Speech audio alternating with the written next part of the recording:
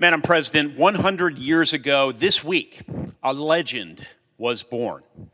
100 years ago, the champions of religious freedom refused to back down in the face of intolerance and hate. 100 years ago today, Madam President, the University of Notre Dame earned the moniker, the Fighting Irish. On May 17, 1924, thousands of members of the Indiana chapter of the Ku Klux Klan gathered in South Bend, Indiana for a rally called by their infamous leader, D.C. Stevenson. The target that day for their despicable and misguided message of true Americanism was the Catholic institution of the University of Notre Dame. The young men who attended the university and the Holy Cross priests who taught at it.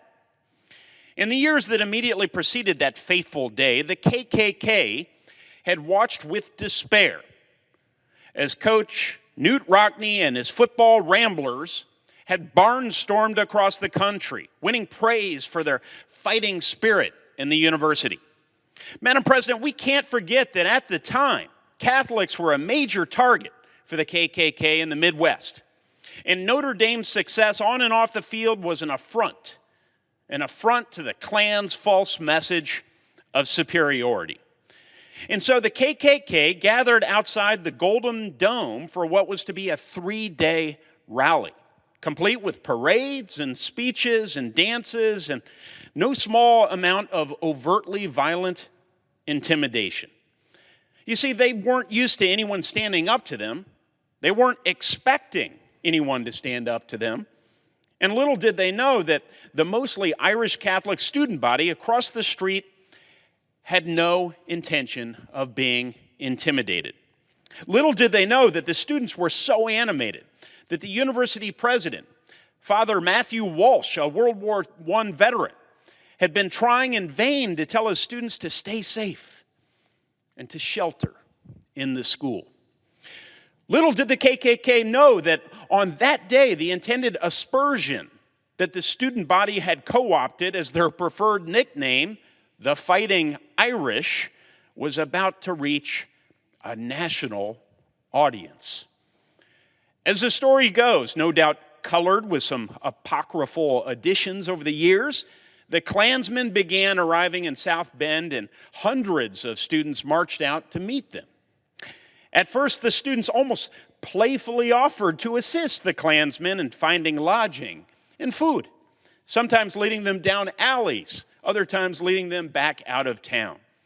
However, when one KKK leader evidently became wise to the ruse and pointed a pistol at a student who had intended to pull down the unsacred cross of lights hung in a downtown third-floor window, well, as they say, all hell broke loose. Klansmen that chose to fight quickly met their match and scrambled out of town. Students grabbed produce, yes, even potatoes, from a local vegetable stand and hurled them at the cross, taking out all but the uppermost bulb. At that very moment, legendary four-horseman quarterback Harry Stoldrayer launched an impossible shot. He threw a potato 40 feet in the air at the bulb, successfully darkening the last unholy light. Moments later, the rest of the Klansmen were run out of town, tails between their legs. A subsequent exchange the next day led to another rout by Notre Dame, running their record to 2-0 against the Klansmen that weekend.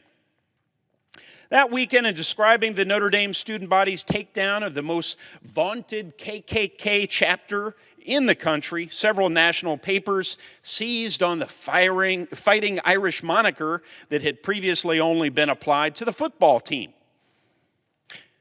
If you're interested in more details about that fateful weekend, Notre Dame alum Todd Tucker has written an acclaimed book entitled Notre Dame versus the Klan. Events like the one that took place in South Bend, Indiana, often prove to be historical inflection points. In early 1924, intolerance and hatred were on the rise in the country, not just in Indiana, but from coast to coast. For many, it was easier to give in to the fear of an uncertain future than to work to build a better community. But Indiana and the country were soon to turn a corner, and the timing couldn't have been more poetic. Rockne, Stoldrayer, and the rest of the Fighting Irish football team would pull off a perfect 10-0 season later that year en route to the 1924 National Championship. And the Indiana chapter of the KKK would quickly fizzle after the rape and murder conviction of its leader, D.C. Stevenson, the next year. As for the university itself and its brave and proud student body, it would be 3 more years before Father Walsh would reluctantly give in to the wave that started that May day in 1924 and officialize the nickname, the Fighting Irish. But make no mistake, Madam President, it was 100 years ago this week, in an act of defiance against religious intolerance, that the Fighting Irish truly came into being. And so, on this day, we remember their bravery in exercising their most basic of American freedoms as we celebrate the day they put the fight in the University of Notre Dame, Fighting Irish.